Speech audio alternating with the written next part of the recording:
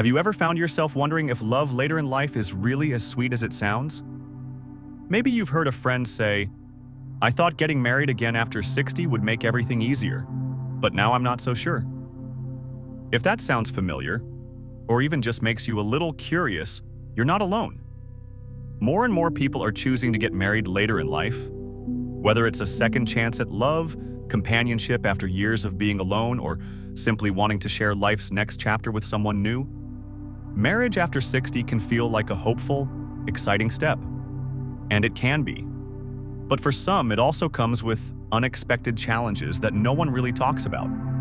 This video isn't about scaring anyone away from love. Far from it. Love at any age can be beautiful. But we're going to talk about something very real: why some seniors regret getting married after 60, and what they wish they had known before walking down the aisle. Understanding these lessons can help you avoid disappointment and make smarter, more heart-centered choices, whether you're already married, thinking about it, or just curious about what this stage of life really brings. So let's sit down like old friends over coffee and talk honestly about what happens behind closed doors, when the honeymoon fades and real life kicks in. Let's start with the first thing many seniors wish they'd understood more deeply. It's this: companionship isn't always the same as compatibility. At this stage in life, loneliness can weigh heavily. After years of routines, adult children moving out, maybe even the loss of a spouse or divorce, it's natural to crave someone by your side. Someone to talk to in the quiet hours, someone to eat dinner with or wake up next to. That longing can feel urgent, and it makes sense. But the danger is rushing into a relationship just to fill that empty space. Many seniors find out later that while their partner may have been a good companion for the fun times, they weren't necessarily a good partner for the everyday stuff. Things like handling money differently, wanting totally different lifestyles, or clashing over how much space each person needs. One wants to travel the world, the other just wants to stay close to home. One is up early and loves to socialize, the other prefers quiet and solitude. These differences, which might seem small at first, can grow into major frustrations over time. It's not about finding someone who's exactly like you. It's about knowing yourself well enough to recognize when a relationship will truly support your values, routines, and emotional needs, not just your desire for company. It's about asking the hard questions before the wedding, not after. Like, can we talk openly? Do we solve problems in a healthy way? Can I be fully myself around this person even when things aren't easy? The second thing many seniors regret not thinking through is how marriage changes independence, especially if you've lived alone for a long time. Let's be honest, after 60, most of us are set in our ways, and that's not a bad thing. You've earned the right to live life on your terms. You know how you like your home, how you spend your mornings, what brings you peace, and what drives you nuts. You've crafted a life that fits you. But when you bring another person into that life, compromise becomes the new normal. Your morning routine might get interrupted. Your quiet evenings might be filled with television shows you don't like. Even things as small as how you load the dishwasher or whether you sleep with a fan on can become sources of tension. Many seniors underestimate just how much they've grown to love their independence and how hard it is to share space, decisions, and time again after decades of being in control of it all. Some feel guilty for craving alone time in a marriage. Others feel smothered. Some even say they feel like they've lost themselves in trying to make the marriage work. This doesn't mean that marriage and independence are mutually exclusive, but it does mean you need to have open, honest conversations before marriage about personal space, boundaries, and routines. Can you each have your own hobbies, your own friends, your own time to just be? Will both partners respect that? These aren't things you figure out after you move in together. They need to be discussed when you still have the option to walk away without resentment. And this brings us to something else that often surprises people: the emotional baggage we carry with us, even when we think we've moved on. You see, by the time we reach our 60s and beyond, we've all lived through heartache, disappointment, maybe even betrayal. We've been shaped by past relationships, some that were full of love and others that left scars. And often we think we've dealt with those old wounds just because time has passed. But time alone doesn't heal everything. If you've ever caught yourself overreacting to a partner's comment, or shutting down during a disagreement, or feeling insecure in moments that don't make sense, It could be that an old hurt is still living inside of you, quietly influencing your reactions. Many seniors say they wish they had spent more time healing themselves before jumping into a new marriage. Because those unhealed parts, they don't just go away, they show up in arguments, in silences, in misunderstandings. And when two people each bring their own unresolved pain into a relationship, it can feel like you're fighting battles that aren't even about the present.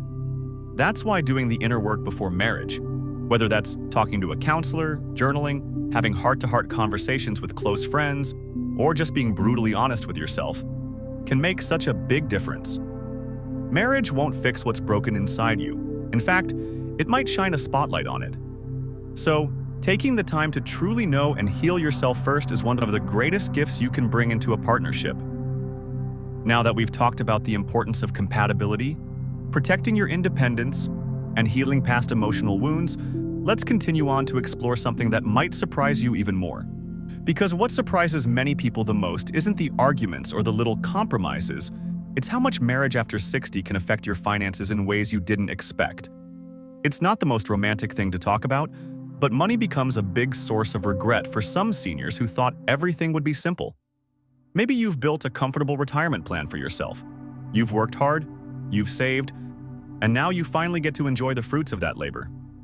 But when you get married, your financial life becomes intertwined with someone else's, and that can create a ripple effect you didn't see coming. For example, let's say your new spouse has a different approach to spending. Maybe they love treating the grandkids, eating out often, or booking trips spontaneously. You, on the other hand, prefer to live a little more cautiously, keeping that nest egg intact just in case. It doesn't take long for that to become a source of stress. Then there are bigger concerns, things like inheritance, taxes, and government benefits. Some seniors regret not thinking through how marriage might impact their Social Security checks or Medicare premiums. Others find themselves in tricky situations with adult children who suddenly feel uncomfortable or even threatened by the new spouse's presence in the family and what it might mean for family finances. No one wants to imagine that love could cause tension in the family, but it happens. One woman shared that after she remarried, her daughter grew distant, not because she didn't like her new husband, but because she was scared that the inheritance she counted on was no longer secure. These emotional and financial concerns often blend together and become difficult to untangle. That's why so many seniors wish they had spoken to a financial advisor or even a lawyer before getting married, not because they were trying to protect themselves from their partner, but because they wanted to protect the relationship from avoidable tension. Talking about money early, setting clear agreements, and being transparent with family can save everyone from misunderstandings down the road. And now we come to something deeply personal, something that many seniors don't realize until they're already deep into a new marriage. The expectations around caregiving. It's easy to imagine the golden years filled with fun, adventure, and companionship, and that can absolutely be part of the picture. But aging brings challenges too. Aches and pains, memory lapses, health scares. And when you're married, it's easy to assume that your spouse will be your caregiver if things get difficult. But that assumption can bring unexpected stress, because caregiving is not just about love, it's about stamina, patience, and resources. Some seniors regret not having clear conversations about what kind of support they can realistically give and receive. If one partner has chronic health issues, or if there's a big difference in mobility or energy levels, that can shift the dynamic from romantic partner to full-time caregiver very quickly.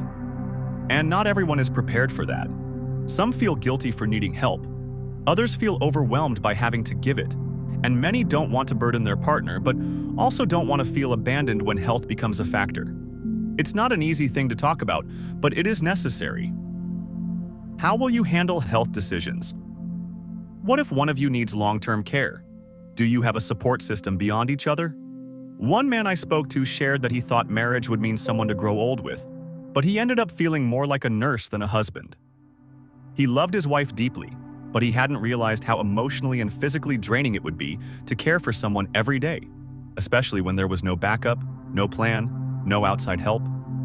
Being realistic about the future isn't unromantic, it's responsible, and it protects the love you have by giving it the structure it needs to survive the hard moments. And lastly, we have to talk about something that can be difficult to admit. Sometimes, The fear of being alone is louder than the desire to be with the right person.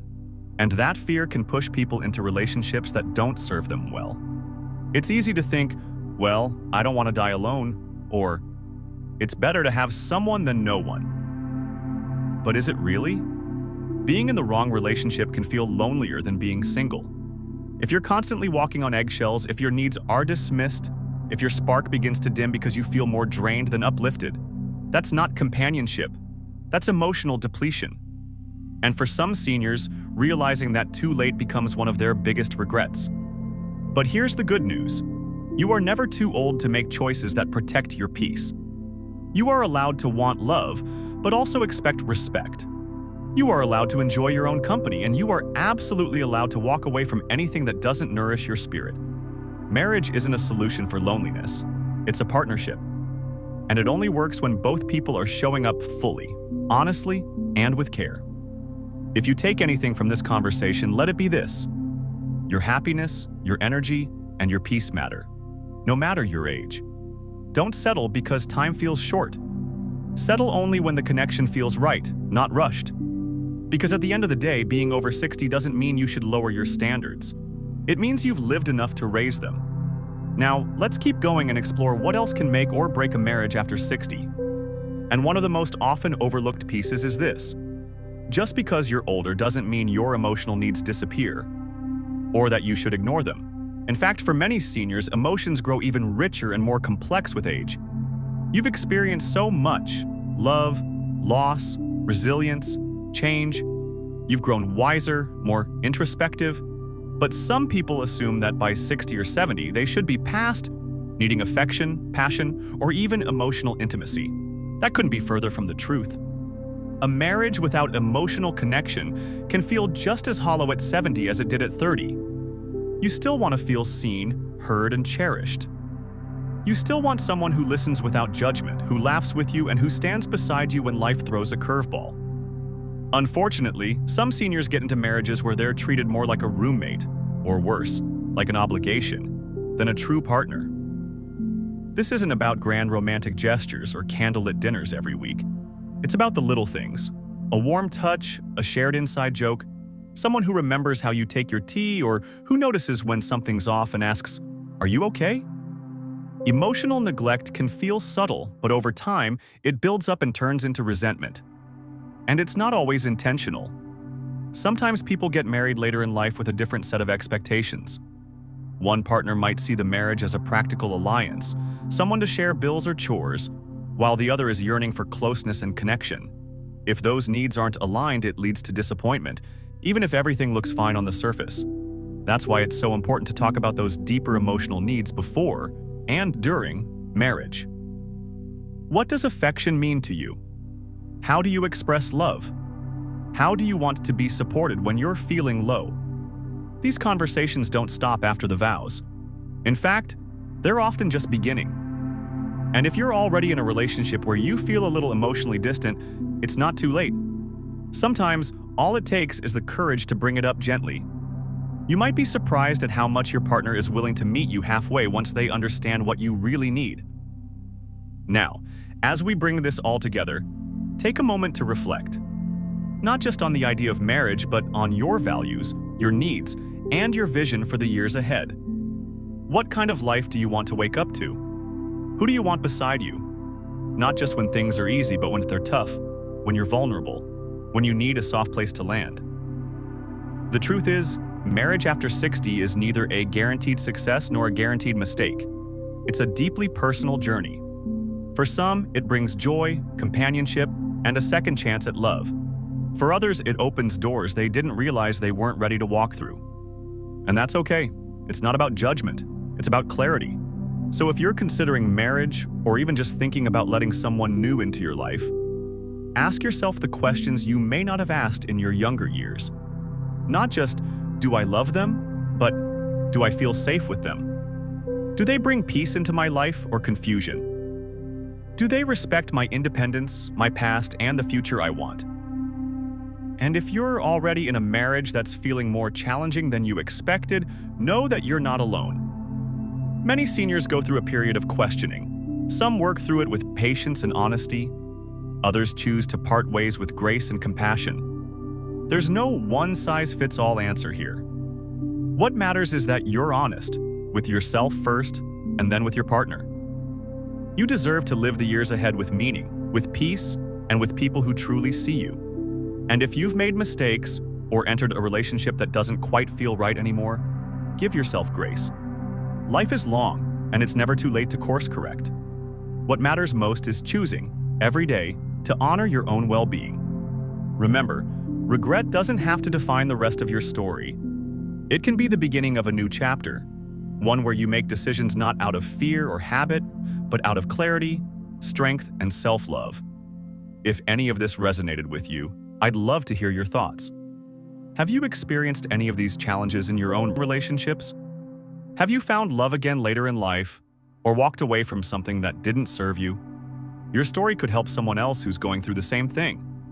Please share in the comments below, and if you found this video helpful, give it a like. It really helps the channel.